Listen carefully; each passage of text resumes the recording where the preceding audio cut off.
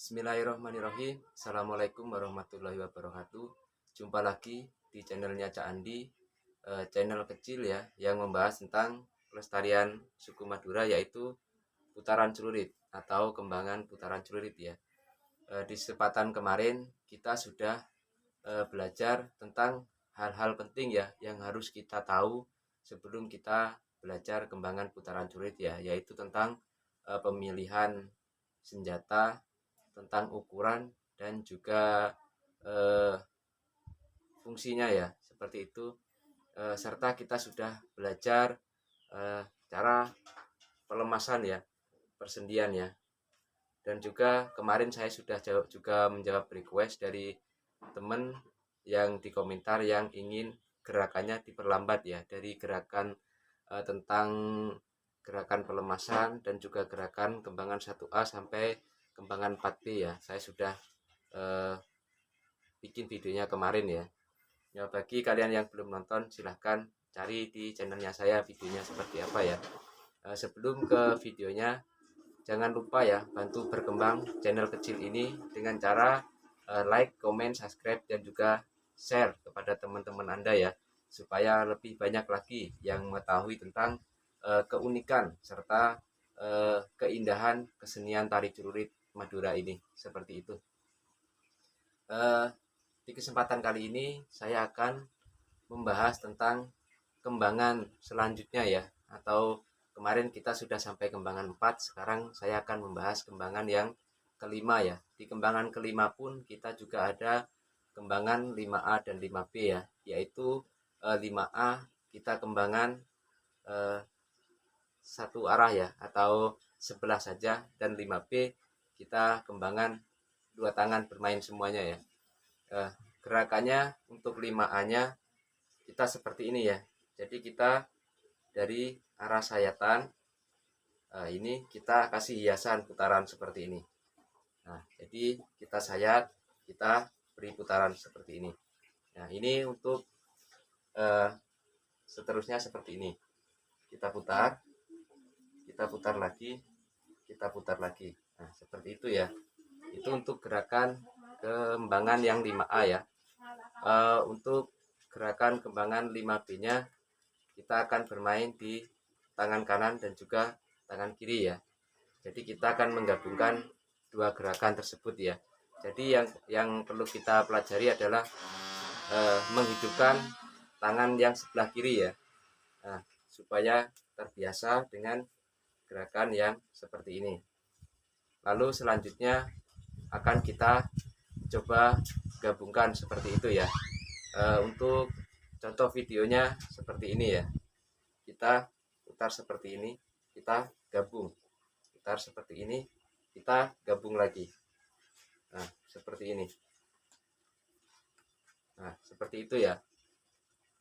Itu untuk kembangan yang 5B ya.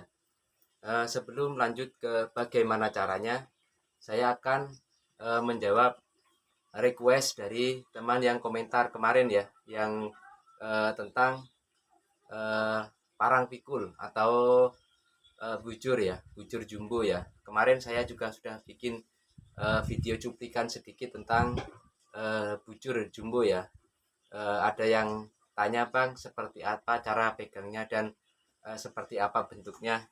Nah, bentuknya seperti ini ya. Nah, bentuknya seperti ini. Jadi seperti kayak pedang ya, cuman dia lengkung di sebelah sini. Nah, seperti ini. Kenapa dia disebut parang pikul ya? Orang tua dulu katanya sih sering menyebutnya juga parang pikul ya, karena bawahnya dia suka dipikul seperti ini. Nah, jadi yang arah lengkung ini dia taruh di sini. Nah, dia pikul seperti ini. Cara bawahnya kalau dia kemana-mana dia pikul seperti ini. Karena kenapa dipikul seperti ini? Ini lebih efektif ya. Kita mau serang dari bawah, atau kita mau serang dari samping sini, atau langsung kita dari atas seperti ini, langsung bisa ya, seperti itu. Jadi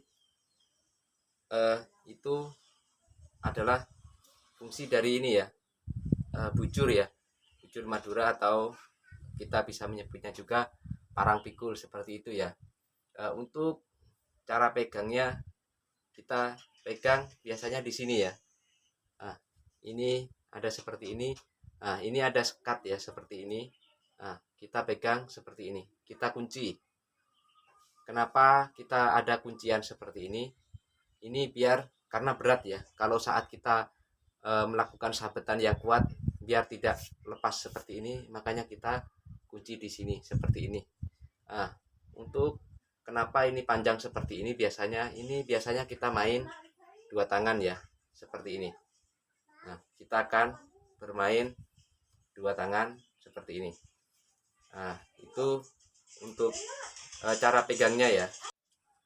Nah, dan untuk ukuran yang standar ada juga ya. Nah, seperti ini. Ini ukuran yang standar ya, ukuran kecil. Kalau ukuran kecil ini kita nggak usah pegang kunci seperti ini. Kita hanya memegang seperti ini ya. Sama kita pegang celurit ya. Karena ini ringan ya, nggak terlalu berat ini. Cukup ringan. Mungkin ringannya sama lah seperti kita memegang celurit ini. Sama, kita pegang seperti ini saja. Nah, seperti ini. Kalau untuk cara pengaplikasiannya, mungkin yang pendek ini lebih seperti celurit ya. Kita banyak variasinya. Sama ini panjangnya sekitar 2 jengkal 3 jari ya. Seperti ini. Ini kalau kita pakai, kita bisa seperti kita celurit ya. Kita ada sembunyi depan seperti ini. Kita juga sembunyi belakang seperti ini ya. Sama seperti ini. Cuman kalau ini kita memang cukup panjang ya, hampir sampai muka ya. Tapi kalau untuk belajar bisa nyari yang lebih pendek aja, karena ini cukup bahaya di area muka ya, dan juga lengan seperti itu. Itu untuk pengenalan bujur ya, bujur yang jumbo dan juga yang sedang seperti itu. Saya akan melanjutkan bagaimana cara putaran kembangan yang ke-5A ya. Caranya saya akan dari samping seperti ini. Kita sayat seperti ini, putarannya kita seperti ini pelannya. Nah, seperti ini ya. Nah, di sini kita tangkap seperti ini. Jadi untuk cepatnya seperti ini. Nah, seperti ini ya. Untuk cepatnya itu untuk yang 5A, dan untuk yang 5B caranya cuman kita beda saat seperti ini, atau pelemparan ya, atau perpindahan. Kita seperti ini, kita tangan taruh di sini, kita ada lemparan. Nah, kita ada lemparan seperti ini. Nah, untuk pelannya kita sampai di sini, kita lempar seperti ini. Nah, ini jadi kita lempar seperti ini ya. Kita lempar. Nah, kita lempar. Jadi lempar lagi, lempar lagi, lempar lagi, lempar lagi seperti itu. Jadi kalau disambung dia seperti ini, putar, lempar, putar lagi, lempar lagi, putar lagi, lempar lagi, putar lagi, lempar lagi. Nah, seperti itu. Nah, itu untuk kembangan yang 5B ya. Nanti kita di materi selanjutnya juga ada kembangan yang ke-6 ya. Intinya sama, kembangan yang seperti ini tadi.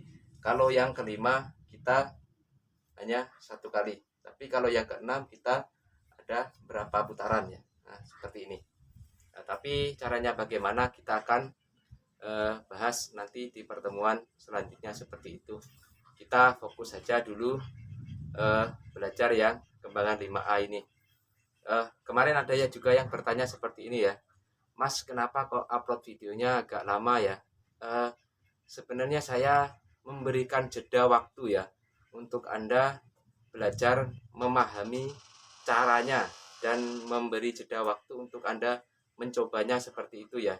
Kalau langsung saya cepat bikin video nanti sambung lagi akan membuat Anda rumit ya, atau memecah konsentrasi seperti itu. Mungkin itu saja yang saya dapat sampaikan ya. Kurang lebihnya saya mohon maaf. Assalamualaikum warahmatullahi wabarakatuh.